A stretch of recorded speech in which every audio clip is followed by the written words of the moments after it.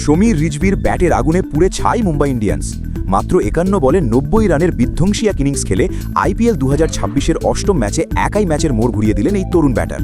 তবে শুরুর দিকে কিন্তু ম্যাচের চিত্রনাট্য একদমই এমন ছিল না, বরং মনে হচ্ছিল মুম্বাই বুঝি খুব সহজেই ম্যাচটা পকেটে পুরে ফেলেছে।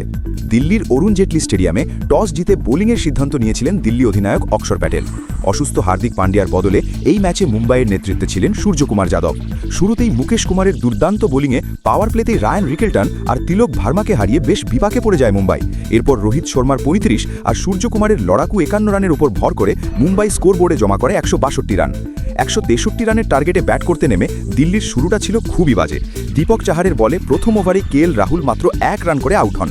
কিছুক্ষণ পরেই নীতিশ রানাও ০ রানে প্যাভিলিয়নে ফিরলে দিল্লির টপ অর্ডার বেশ বড়সড় ধাক্কা খায়। ঠিক এই জায়গা থেকেই শুরু হলো ম্যাচের আসল thrill. Pathum Nissanka counter attack শুরু করলেন আর তারপর ক্রিজে এলেন সমীর রিজভি। কিন্তু বুমরা আর চাহারের বোলিংয়ের সামনে এই টার্গেট কি এত সহজে পার পাওয়া সম্ভব? বন্ধুরা, ক্রিকেটের এরকম ইনফরমেটিভ নিউজ পেতে ভিডিওতে একটি লাইক দিয়ে চ্যানেলটি সাবস্ক্রাইব করে রাখুন। এবার আসি আসল পয়েন্টে। নিসাঙ্কা ৩০ বলে ৪৪ রান করে সেন্টনারের শিকার হলেও সমীর রিজভি যেন গতকাল অন্য গ্রহের ফর্মে ছিলেন। মায়াঙ্ক মাকান্ডে থেকে শুরু করে করবিন বশ কাউকে থিতু হতে দেননি এই ব্যাটার। স্পিনারদের বিপক্ষে ডাউন দ্য ট্র্যাকে এসে টানা ২ ছক্কায় নিজের হাফ সেঞ্চুরি পূর্ণ করেন তিনি। শেষমেশ ৭টি ৪ আর ৭টি ছক্কায় মাত্র ৫১ বলে ৯০ রানের এক অনবদ্য ইনিংস খেলে যখন তিনি আউট হন, ম্যাচ ততক্ষণে দিল্লির পকেটে। সেঞ্চুরিটা ১০ রানের জন্য মিস করলেও ডেভিড মিলারকে সঙ্গে নিয়ে মাত্র ১৮.১ ওভারেই ৬ উইকেটের দাপুটে জয় নিশ্চিত করে দিল্লি ক্যাপিটালস। ট্যাকটিক্যালি বিশ্লেষণ করলে দিল্লির এই জয়ের মূল ভিত গড়ে দিয়েছিল মুকেশ কুমারের ওই পাওয়ার প্লেট স্পেলটি।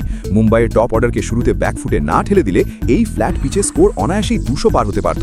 আর আমার সলিড ওপিনিয়ন হলো মুম্বাই ইন্ডিয়ান্সের বোলিং ইউনিটে জাসপ্রীত বুমরা ছাড়া বাকিরা একদমই ইম্প্যাক্ট ফেলতে পারছেন না।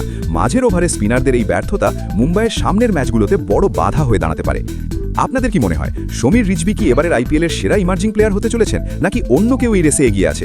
কমেন্ট বক্সে আপনাদের মতামত অবশ্যই জানাবেন।